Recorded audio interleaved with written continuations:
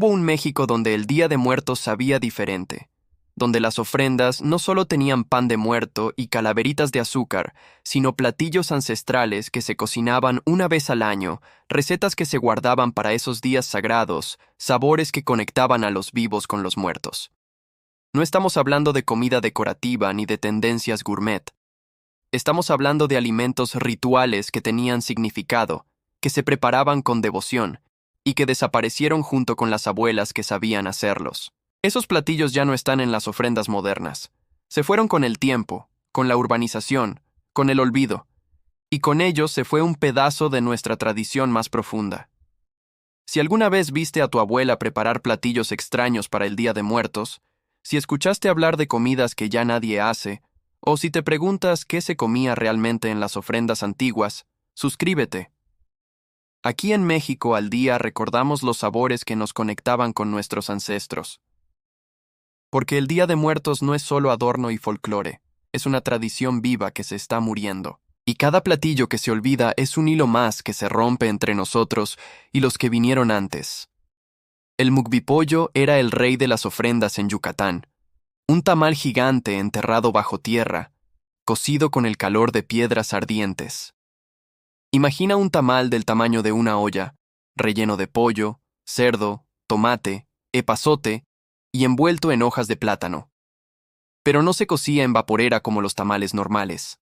Se hacía un hoyo en la tierra, se calentaba con leña hasta que las piedras estuvieran al rojo vivo, se metía el mukbipollo envuelto, se tapaba con tierra y se dejaba cocer durante horas. El resultado era un tamal ahumado, con sabor a tierra, a fuego, a ancestros.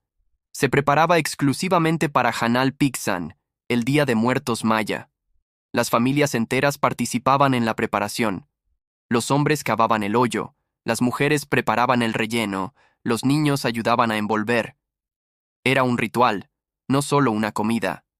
Pero el mukbipollo está desapareciendo. Pocas familias siguen haciéndolo de forma tradicional. Algunos lo adaptaron para cocerlo en horno, pero no es lo mismo. El sabor a tierra, a piedra caliente, a tradición milenaria, ese se perdió. El pibipollo, primo del mukbipollo, era similar pero más pequeño. Tamales individuales también cocidos bajo tierra, que se ponían en las ofrendas uno por cada difunto que se recordaba. Si tu familia tenía 5 muertos que honrar, hacías 5 pibipollos, cada uno con su nombre marcado en la masa. Y después de la ofrenda, la familia los comía como forma de comunión con sus muertos. Pero esa costumbre ya casi no existe. Los pibipollos se volvieron raros incluso en Yucatán, y fuera de ahí, nadie sabe qué son. El atole de elote nuevo era fundamental en las ofrendas del centro de México, no el atole común que se toma todo el año. Este era especial. Se hacía con los primeros elotes de la cosecha, los que maduraban justo antes del Día de Muertos. Se desgranaban, se molían en metate con canela y piloncillo, y se cocían hasta lograr un atole espeso, dulce, con todo el sabor del maíz tierno. Ese atole se ponía en jarros de barro en las ofrendas porque representaba la cosecha, el ciclo de la vida y la muerte, el alimento que la tierra daba. Pero hoy el atole de ofrenda es cualquier atole. Ya no importa que sea de elote nuevo. Ya no importa el simbolismo. Solo es una bebida caliente que se pone porque así debe ser. Y el sabor de ese atole hecho con el primer elote, ese que sabía a tierra bendecida y a agradecimiento, ese ya casi nadie lo conoce. Los tamales de ceniza también eran exclusivos de estas fechas. En algunas comunidades indígenas del centro y sur del país se preparaban tamales negros, coloreados con ceniza de leña, sin relleno. Eran tamales austeros, amargos, que representaban el luto, la tierra, la muerte. No eran para disfrutar su sabor, eran para recordar, para conectar con lo oscuro, con lo que se fue. Esos tamales se ponían en las ofrendas junto con los tamales normales.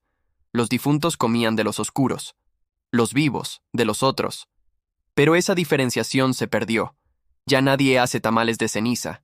Ya nadie entiende por qué deberían ser oscuros y amargos. La ofrenda se volvió solo dulzura y color. Y perdimos el lado oscuro, el lado real de la muerte. El chocolate batido con agua fría era la bebida ceremonial por excelencia. No chocolate caliente como el que tomamos hoy. Era cacao molido con agua fría, batido con molinillo hasta formar una espuma espesa. Ese chocolate frío, amargo, era la bebida de los dioses, la bebida de los muertos. Se servía en jícaras, se ponía en las ofrendas junto con el pan y la fruta. Los ancianos lo tomaban después de la vigilia, en la madrugada, como forma de conectar con el otro mundo. Pero ese chocolate ritual desapareció. Ahora ponemos chocolate abuelita caliente en las ofrendas. Y no es lo mismo. El chocolate caliente es confort. El chocolate frío batido era ceremonia. Era conexión espiritual. Era lo que nuestros ancestros prehispánicos tomaban en sus rituales de muerte. Y ya nadie lo prepara. Las cañas de azúcar con pulque eran parte esencial de las ofrendas en las zonas pulqueras. Se ponían cañas enteras, recién cortadas, junto con una olla de pulque fresco. Porque el pulque era la bebida sagrada, la bebida que fermentaba como fermenta la vida y la muerte. Los muertos bebían el pulque, masticaban la caña, y obtenían energía para su viaje. Pero el pulque casi desapareció de las ofrendas urbanas. Se volvió bebida de borrachos, perdió su carácter sagrado, y las cañas de azúcar se quedaron solas, como decoración, sin el pulque que les daba sentido. Hoy ponemos cerveza, tequila, refresco, pero no pulque, no la bebida ancestral que conectaba directamente con Mayagüel, con los dioses, con la tierra misma. El mole prieto de Oaxaca era diferente al mole negro que conocemos. Era más oscuro, más espeso, hecho con chiles quemados hasta carbonizarse, con chocolate muy amargo, con especias que ya casi nadie usa. Se preparaba solo para Día de Muertos, se cocía durante días, y su sabor era profundo, complejo, casi medicinal. Ese mole se servía con guajolote o con pollo, se ponía en las ofrendas en cazuelas de barro, y después se compartía entre toda la familia y los vecinos. Comer mole prieto era participar en el ritual. Pero ese mole específico ya casi no se hace. El mole negro comercial lo reemplazó. Y aunque sigue siendo bueno, no tiene ese sabor ceremonial, ese toque de muerte y renacimiento que tenía el mole prieto tradicional. Las gorditas de horno de muerto eran panes planos, gruesos, hechos con maíz quebrado y manteca, cocidos en hornos de leña. No eran pan de muerto como el que conocemos, eran más rústicas, más densas, sin decoración. Se hacían en pueblos del Bajío y del norte. Se ponían en las ofrendas apiladas, como tortillas gruesas, y representaban el alimento básico, el sustento. Los muertos las comían con frijoles, con mole, con lo que hubiera en la ofrenda. Pero esas gorditas desaparecieron cuando desaparecieron los hornos de leña, cuando la urbanización llegó a los pueblos. Y se sustituyeron por pan de muerto dulce, por conchas, por lo que fuera más fácil de conseguir. El pozole blanco de muerto era distinto al pozole festivo. No llevaba carne de cerdo ni tanto condimento. Era un pozole austero, solo con maíz cacahuacintle, caldo de pollo y algunas verduras. Se hacía blanco, sin chile, porque representaba la pureza, el paso limpio hacia el otro mundo. Ese pozole se servía en la madrugada del 1 de noviembre, después de la vigilia, como forma de romper el ayuno ceremonial. Las familias lo comían en silencio, pensando en sus muertos, recordando. Pero esa tradición del pozole blanco se perdió. Ahora el pozole de Día de Muertos es igual que cualquier otro, rojo, verde, con todos los condimentos. Ya no hay diferenciación. Ya no hay ese momento de comer en silencio, con reverencia. Las calabazas en tacha originales eran diferentes a las que se venden ahora. Se hacían con calabazas criollas pequeñas, no con las calabazas enormes de Castilla. Se cocían enteras con piloncillo, canela y tejocotes, en ollas de barro sobre fogones de leña. El proceso duraba horas, hasta que la calabaza se caramelizaba, se volvía casi transparente, brillante. Esas calabazas se ponían en las ofrendas como símbolo de dulzura en medio de la muerte, pero las calabazas criollas casi desaparecieron. Las reemplazaron las de Castilla, más grandes, más aguadas, y aunque todavía se hacen calabazas en tacha, no saben igual. No tienen esa concentración de sabor, esa textura casi confitada que tenían las originales. El dulce de chilacayote era otro elemento perdido. El chilacayote es una calabaza grande, de carne blanca y fibrosa. Se cocía con piloncillo hasta que se deshacía en hebras dulces, casi como cabello de ángel. Ese dulce se ponía en las ofrendas en cazuelitas, y los niños lo comían después, deshaciendo las hebras con los dedos. Representaba la fragilidad de la vida, los hilos que nos conectan con los muertos. Pero el chilacayote ya casi no se cultiva, y el dulce desapareció con él. Hoy ponemos dulce de coco, de camote, de leche, pero no de chilacayote. Y con él se fue ese simbolismo de los hilos, de las conexiones. Los buñuelos de viento eran buñuelos especiales para Día de Muertos, más delgados que los normales, casi transparentes, que se rompían con el viento.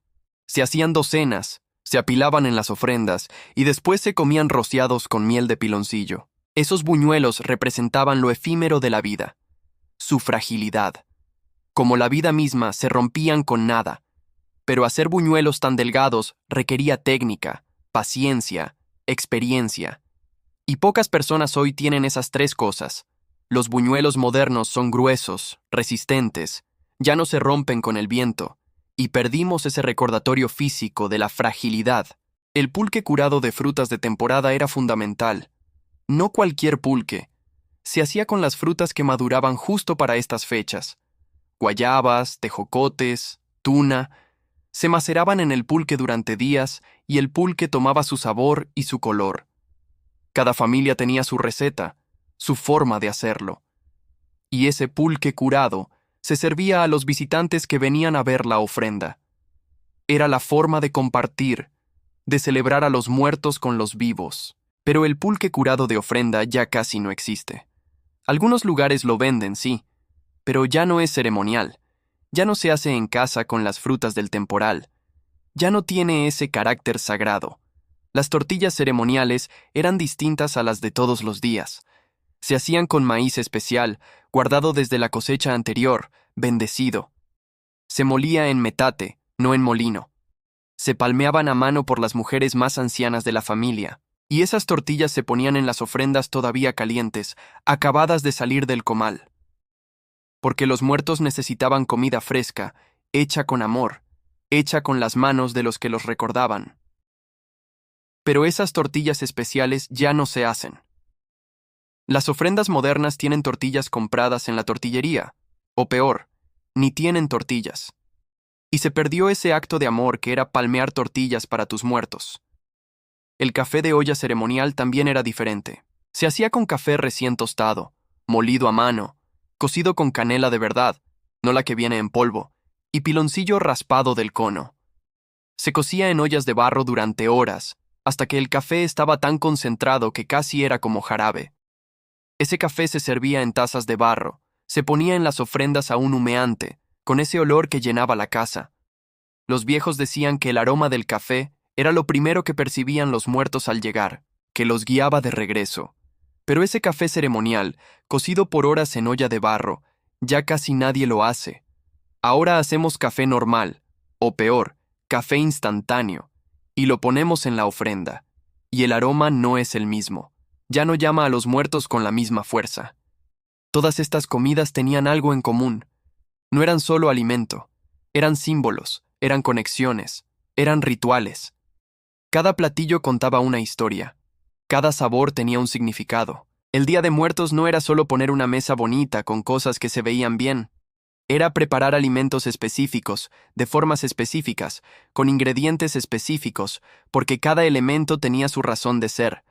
La calabaza representaba la dulzura, el mole, la complejidad de la vida, el pulque, la fermentación y el renacimiento, el café, el llamado, las tortillas, el sustento. Todo estaba conectado, todo tenía sentido, pero esas tradiciones culinarias se fueron perdiendo. Primero porque los ingredientes dejaron de estar disponibles. El pulque fresco es difícil de conseguir en las ciudades. Las calabazas criollas casi no se cultivan. El chilacayote desapareció de los mercados. Segundo, porque las técnicas se perdieron. Ya nadie sabe hacer tamales de ceniza. Ya nadie sabe hacer buñuelos tan delgados que se rompan con el viento. Ya nadie sabe cocer un mukbipollo bajo tierra. Y tercero, porque el significado se olvidó. La gente ya no entiende por qué ciertos alimentos eran importantes. Ya no conoce el simbolismo. Entonces los reemplaza con lo que sea más fácil, más rápido, más bonito para las fotos. Y así, poco a poco, el Día de Muertos se fue volviendo más estético y menos espiritual. Las ofrendas modernas son hermosas, sí, llenas de color, de flores, de velas, pero muchas veces les falta alma. Les falta esa conexión profunda con los muertos, porque pusimos pan de muerto de supermercado en lugar de gorditas de horno, porque pusimos cerveza en lugar de pulque ceremonial, porque pusimos comida bonita en lugar de comida significativa. No se trata de criticar las ofrendas modernas. Cada generación adapta las tradiciones a su tiempo. Y está bien, pero sí se trata de recordar lo que se está perdiendo, porque cada platillo que desaparece es un pedazo de conocimiento ancestral que se va. Es una conexión con nuestros antepasados que se rompe.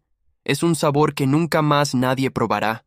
Y cuando esos sabores desaparecen completamente, cuando ya nadie vivo recuerda cómo se hacían, se pierden para siempre. Las abuelas que sabían hacer estas comidas ya casi no están, y muchas se fueron sin enseñar, sin pasar las recetas, sin explicar los significados, porque pensaron que siempre habría tiempo, o porque sus hijas y nietas no estaban interesadas, o porque la vida moderna no deja espacio para preparaciones que toman días. Y ahora ya es tarde. Esas recetas se fueron con ellas. Y lo único que nos queda son los nombres. Mukbi pollo, tamales de ceniza, mole prieto, dulce de chilacayote. Palabras que resuenan en la memoria pero que ya no tienen sabor. ¿Se puede recuperar algo? Quizá. Hay esfuerzos. Comunidades que están rescatando recetas antiguas. Cocineros que están investigando, preguntando a los ancianos que quedan, tratando de reconstruir esos sabores perdidos. Pero no es fácil. Porque no se trata solo de conseguir la receta. Se trata de entender el contexto, de vivir la tradición, de sentir la conexión espiritual que esos alimentos representaban. Y eso no se puede recuperar con solo leer instrucciones. El Día de Muertos sigue vivo. Eso es indudable. Es una de nuestras tradiciones más fuertes, más reconocidas internacionalmente. Pero está cambiando. Se está modernizando. Y en ese proceso, estamos perdiendo capas profundas de significado. Estamos perdiendo sabores que conectaban generaciones. Estamos perdiendo rituales culinarios que eran tan importantes como las flores y las velas. Quizá las próximas generaciones crearán sus propias tradiciones culinarias para el Día de Muertos. Quizá inventarán nuevos platillos con nuevos significados. Y eso también estará bien, porque las tradiciones viven transformándose. Pero los que todavía recordamos los sabores de antes, los que escuchamos a nuestras abuelas hablar de esas comidas especiales, tenemos la responsabilidad de no dejar que se olviden completamente, de contarlas, de recordarlas, de pasarlas aunque sea en palabras, porque el Día de Muertos es, al final, sobre la memoria, sobre recordar a los que se fueron, y parte de recordarlos es mantener vivas las tradiciones que ellos vivieron, los sabores que ellos conocieron, las comidas que ellos preparaban con devoción para sus propios muertos. Si dejamos que esos sabores desaparezcan completamente, estamos dejando que se muera un pedazo de ellos, un pedazo de nosotros, un pedazo de México.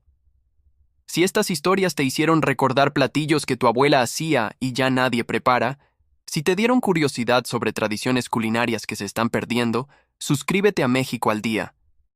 Aquí no solo recordamos el pasado, tratamos de mantenerlo vivo, porque cada receta olvidada es un capítulo cerrado de nuestra historia. Y mientras alguien las recuerde, mientras alguien las nombre, mientras alguien las extrañe, seguirán existiendo, no en las ofrendas, no en los platos, pero sí en la memoria colectiva. Y quizá, solo quizá, alguien decida rescatarlas, alguien decida aprender, alguien decida que esos sabores no pueden morir, y ese alguien podría ser tú.